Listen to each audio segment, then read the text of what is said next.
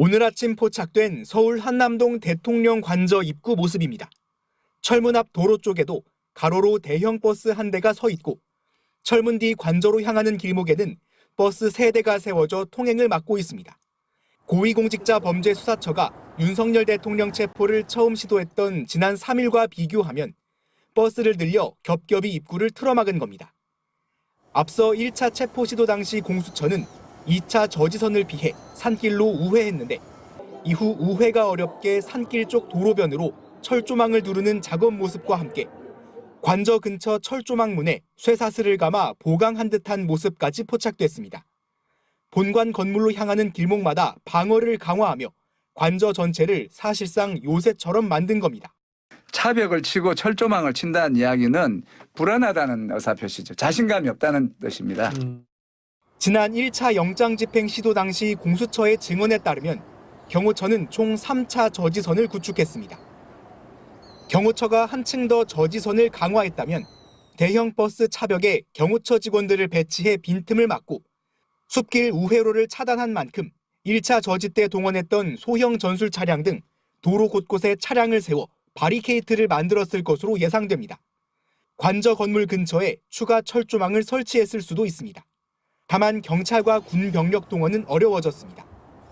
경호처가 경찰의 원활한 협조를 바란다는 취지로 공문을 보냈지만 경찰은 별다른 답변을 하지 않은 것으로 알려졌습니다.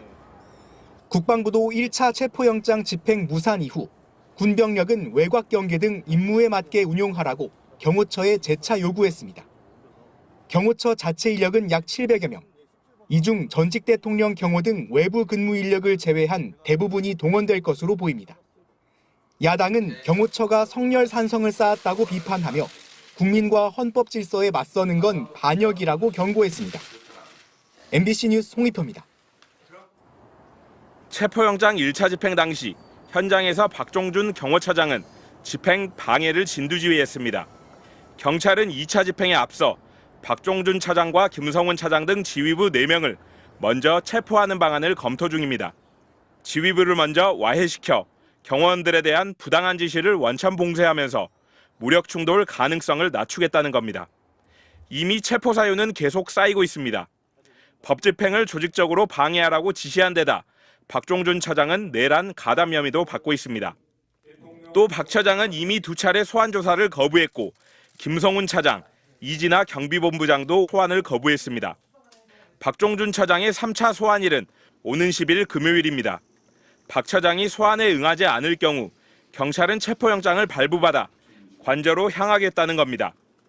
경호처는 대통령과 가족만 경호 대상으로 규정하고 있어 경호원들이 경호처 지휘부 체포를 막을 근거는 없습니다.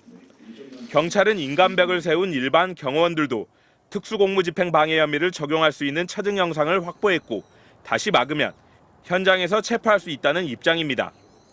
윤석열 대통령의 체포영장 집행도 곧바로 뒤따를 전망입니다. 가능성은 낮지만 박종준 차장이 경찰 조사에 응해도 경찰은 긴급 체포하는 방안을 검토 중입니다. 수장이 없는 경호처를 상대로 주말 사이 체포 작전을 펼 수 있게 됩니다.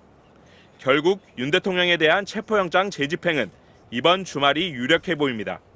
경호처를 압도할 수 있도록 투입 인력을 늘리기로 하고 방호복과 방패 등 진압 장비도 준비하고 있습니다. 경찰은 체포 대상인 윤 대통령의 현재 위치를 계속 파악하면서 윤 대통령이 혹시 관저를 옮겨 도주하거나 숨을 가능성에도 대비하고 있는 것으로 전해졌습니다. MBC 뉴스 이재욱입니다.